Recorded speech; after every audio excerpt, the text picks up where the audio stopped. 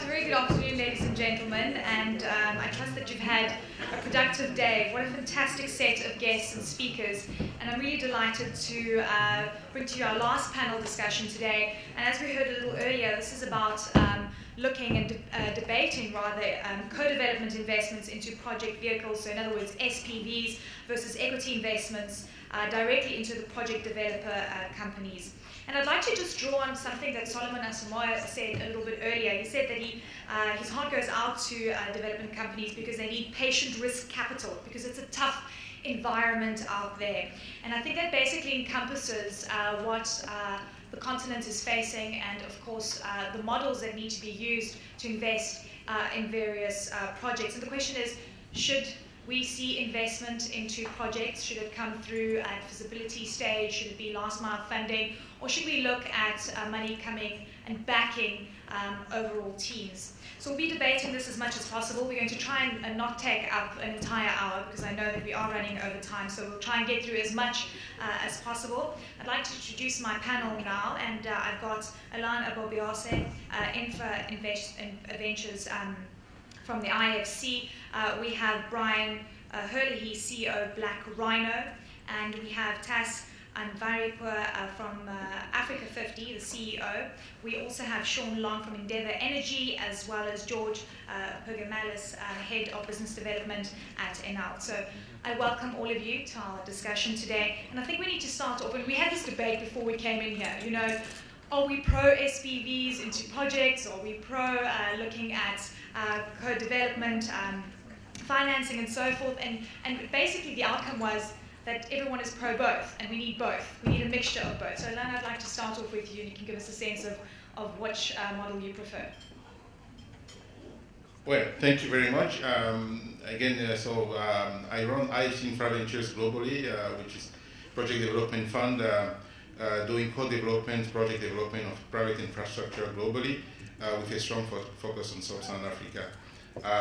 In terms of the model that we like to see, whether we like to invest in specific project, or whether we like to invest in holding companies to back teams, frankly, the business model of IFC Infra Ventures, it's really to team up with co-developers on specific projects. And the rationale for our business model is because we have also a development team that we have globally and in Sub-Saharan Africa as well. And we like to believe that we can actually create value at the project level by teaming up with co-developers and actually advance the development on areas where IFC, the World Bank Group, has a specific advantage in terms of advancing the project. Now, this is what IFC Infra Ventures does. But within IFC, the International Finance Corporation, we also have a group which can back teams, which can invest money in developing companies, so that those developing companies will get the money and advance the project. So the point that we were discussing earlier is that we actually need different form of development support, which is early stage risk capital and people to make things happen. We are focusing on the outcome, how many projects we can actually get done, rather than the process, rather than the type of options that type of framework in which we could invest. Fantastic, Alan. Thank you so much. All right, Brian, over to you.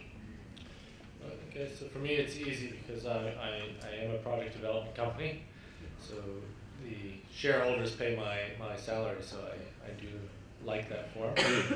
I've been an entrepreneur where I had to pay my own salary, and it makes each month scarier. But when you take it beyond sort of the practical and you get into the theoretical of what works, I think at the end of the day, human resources is what drives development, and you have to get behind teams of people. There's no question about supply and demand of power needs in Africa, or transportation or infrastructure needs in Africa. The demand is there. Therefore, there's bankable projects. It's a question of human resource know-how to walk these projects through a very long and complex process to success. So I think at one extent, these development companies are needed. I think there's a scarcity of them in Africa. I think it's a good way for capital to be put to work. Having said that, the necessity in any given project requires partnerships. And at any given project company level, different partners can bring different advantages. And I think the idea of being the only capital in a project is a dangerous idea. And you need to seek out different partners at a project company level who bring different value add into the overall ownership structure.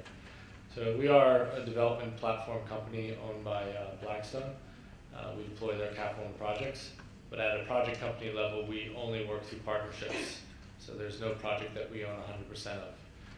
And we choose those partnerships based on the objectives of a given project company or a region that we're focused on.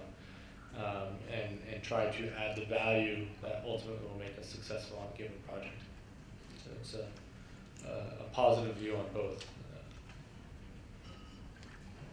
Tess, I know that we also we debated whether we should see a paradigm shift, and we came to the conclusion perhaps we shouldn't, because we should try and get as much money into the continent as possible. If you could also just quantify what we're seeing right now and how much more we need. Well, actually, as we discussed earlier, I think we should not talk about the paradigm shift from supporting SPVs to supporting teams. I think we should really need to see the paradigm shift. More capital is coming to this space, this area. I think it's very important because yesterday there was a debate on the PIDA projects and why those PIDA projects are not moving.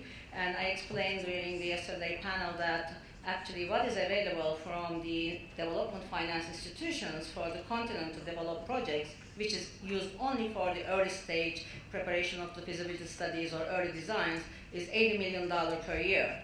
If we are going to deliver those large and transformational PIDA projects, for the next 5 years, we need $2.5 billion per year. So therefore, I think when we talk about the paradigm shift, we have to talk about where this $2.5 billion is going to come. Obviously, as the African Development Bank, we do this in 3 different stages. One is through NEPAD IPPF and also our technical assistance programs. We support governments to prepare feasibility studies and early designs. And we discussed about that this morning during the panel. Once you give grant, it is not recycled, it is not coming back, and then we have very limited resources, which is $80 million per year for the whole continent. And we also decided to back some teams. Last year, African Development Bank invested in one project preparation company, and we hope that we will do more of those because we believe that it's important to create more teams and more companies who are going to bring those projects to bankability. But most importantly, those transformational projects, those large regional or national transformational projects, you have to take a totally different approach. That's why under Africa 50, we created Project Development Company, which will be following co-development model, mostly starting with the governments and preparation of the feasibility studies, bring them existing studies into bankable feasibility studies, and also bring them to the bankability in different steps. First starting with the government, but then inviting the private companies, EPC contractors or equipment providers or operators, whoever will be involved in that project. As such, we can help those large projects to move, specifically regional ones. So the model is actually African Development Bank investing as the seed investment $100 million into Project Development Company of Africa 50. And from the government's contribution to project finance component, 10%, around $100 million will be coming back to Project Development Company. And we will be starting with $200 million. And then this $200 million will be scaled up to $500 million with the private companies around the world. Let's do it together. Instead of waiting for someone to come and provide development capital, let's create more opportunities for everyone. So this $500 million will be used in joint development model, meaning that we can scale up one more time. And once you reach the financial close, you will bring the capital plus the premium back to Africa 50 Project Development Company. In this case, you will be scaling up one more time. Our calculation and financial model shows that in the next 5 years, we can reach the 1.5 billion, which is not far from actually 2.5 billion. Having said that, I would like to get attention of everyone into one thing. Africa 50 is a partnership platform. We are creating business opportunities to everyone. Other developers, governments, EPC companies, or equipment providers, and everyone who can involve in infrastructure space in Africa. Thank you. All right, thank you. All right, Sean, over to you. What is your prognosis? similar to the rest.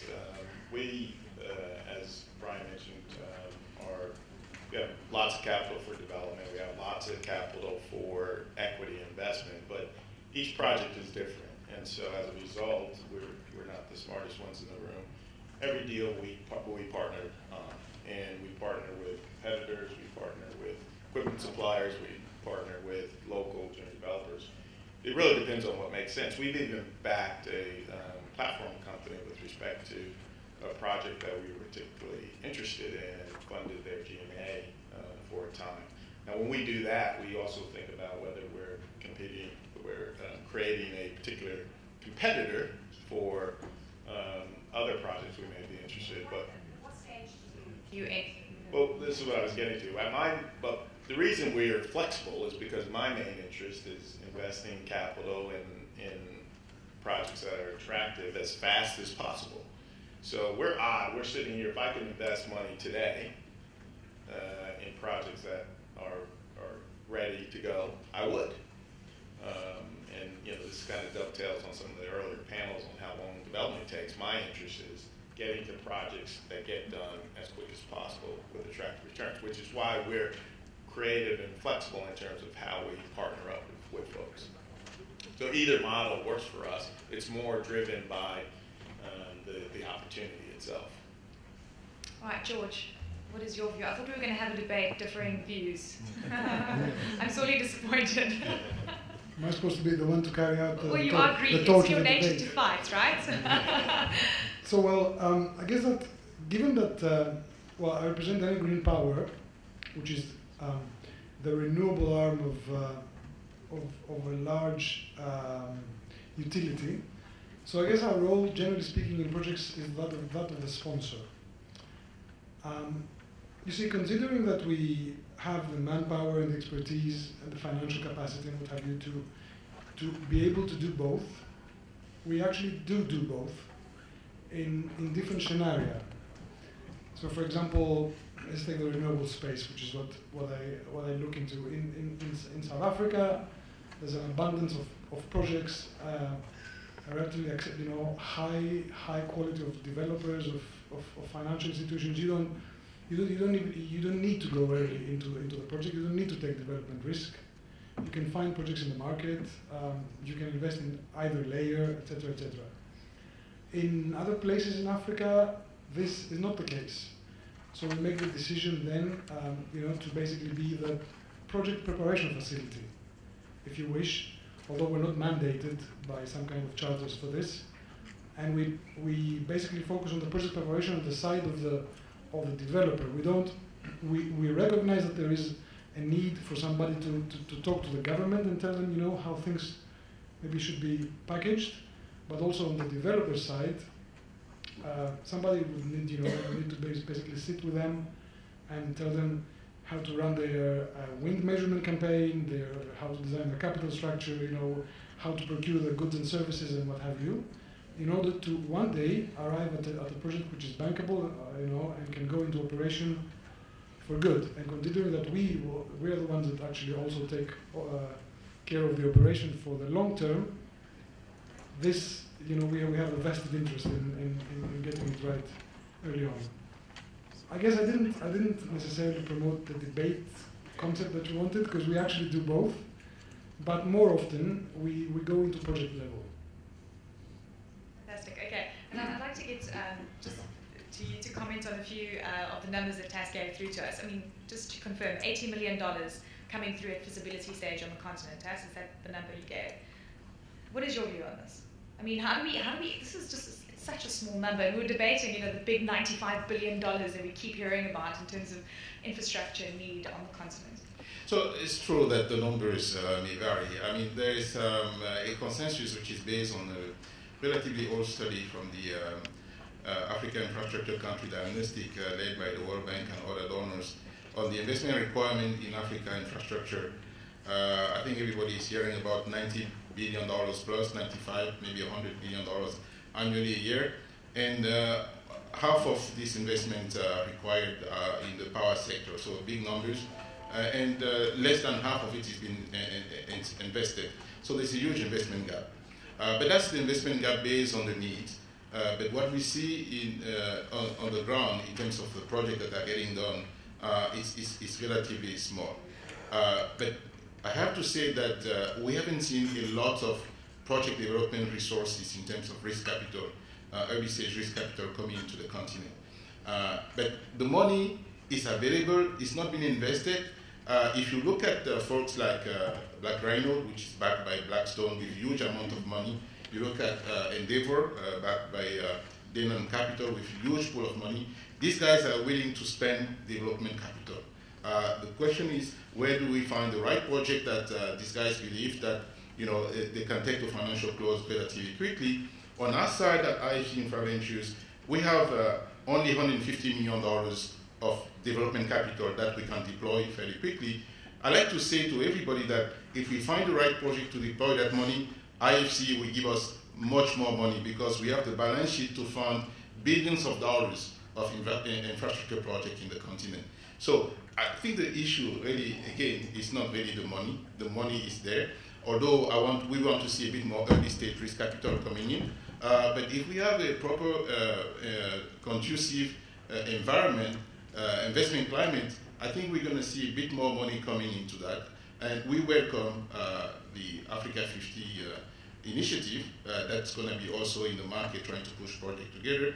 And we would like to partner, the name of the game is partnership, putting together the right partnership to make those projects happen. First, reach to financial close. Thank you.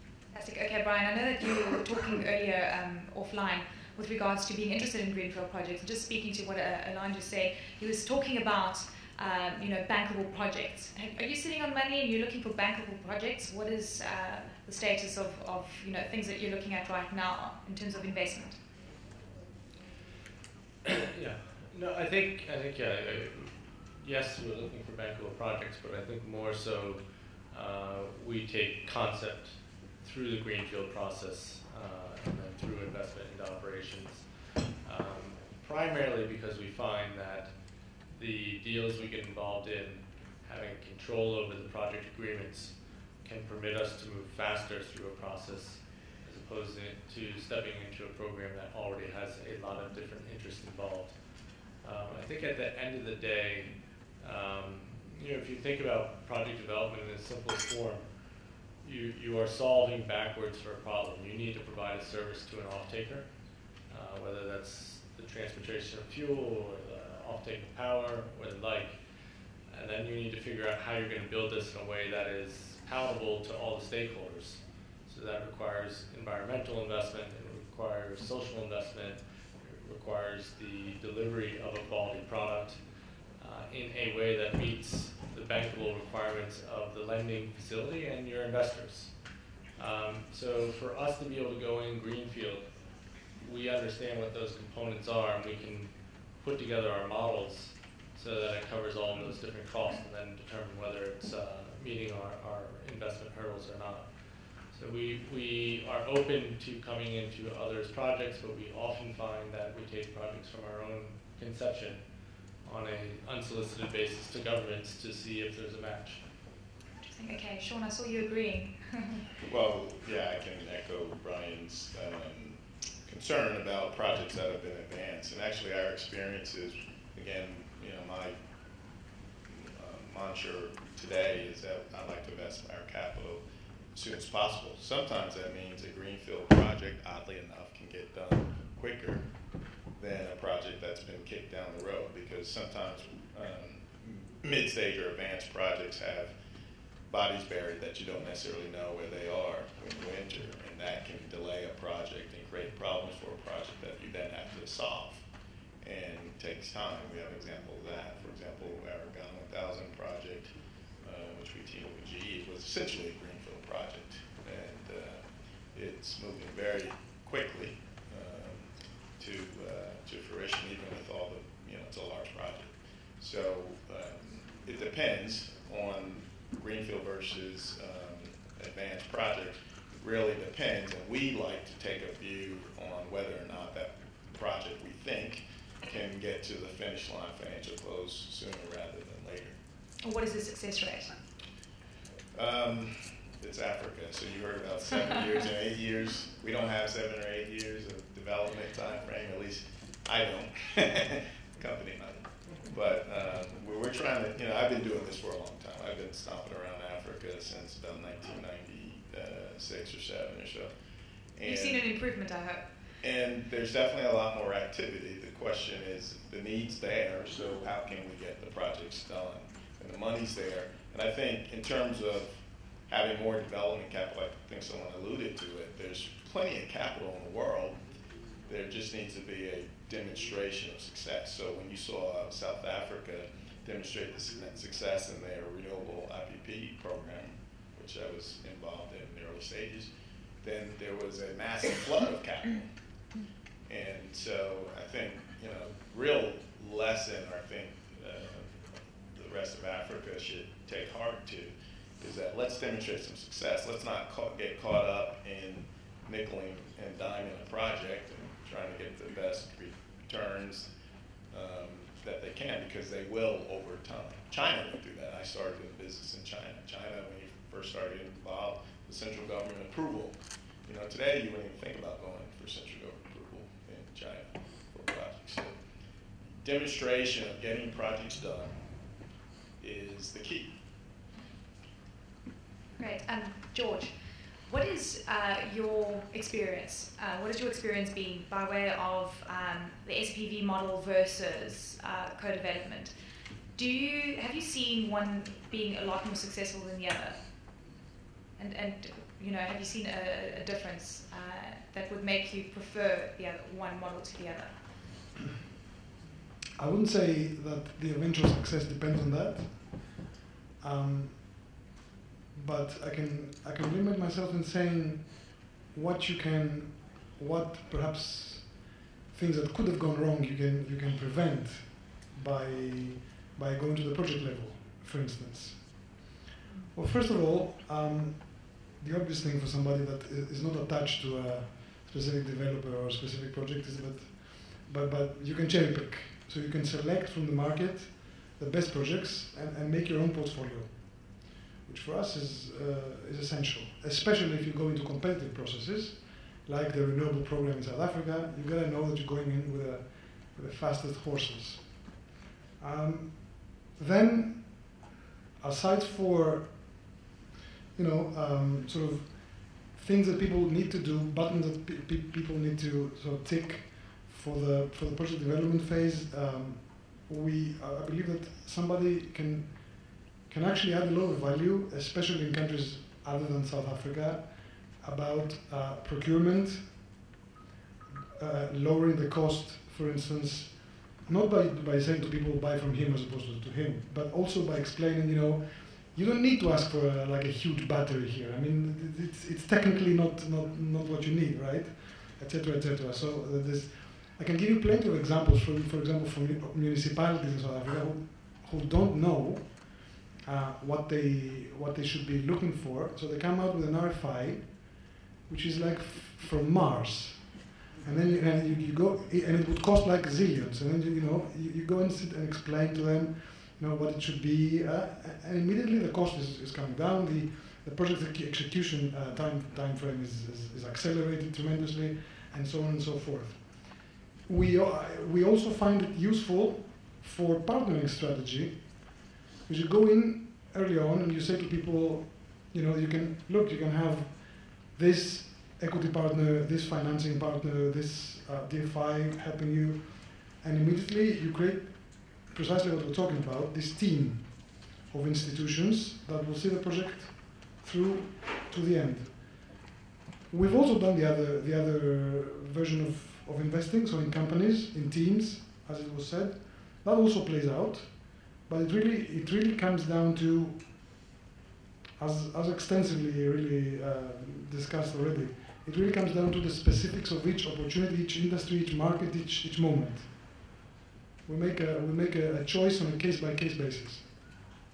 So let's get you into this, and I'm glad that George alluded to working with governments. What kind of models would you use, private sector versus government?